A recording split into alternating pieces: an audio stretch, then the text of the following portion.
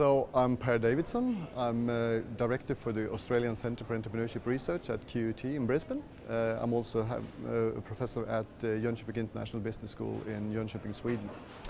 The paper was actually originated by my co-author, Benson Honig, and I think the reason why it has been so much cited is that this was one of the first that used longitudinal nascent venture data, and also it was one of the first that talked about those issues in terms of human capital and social capital rather than network contacts and education and experience and so forth. So it lifted the theoretical level.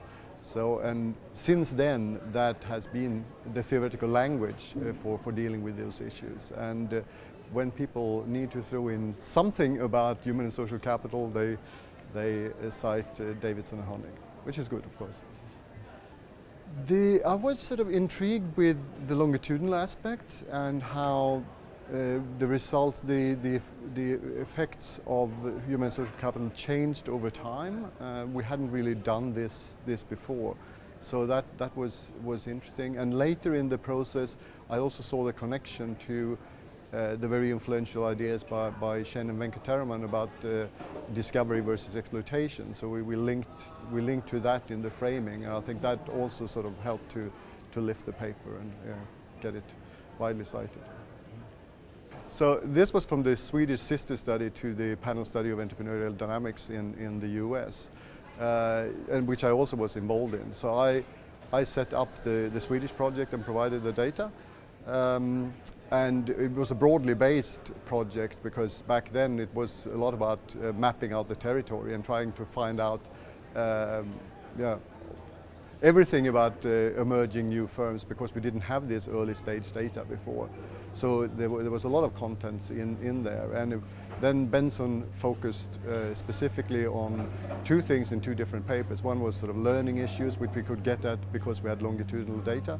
And the other one was the paper we did together on human and social capital, which, as I said, hadn't been really dealt with in this within this theoretical frame before.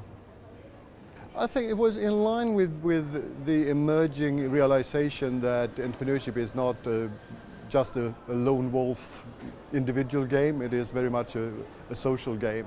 And we found that social capital seemed to be relatively more important than human capital, and increasingly so later in the process. So that was kind of a neat result we had there.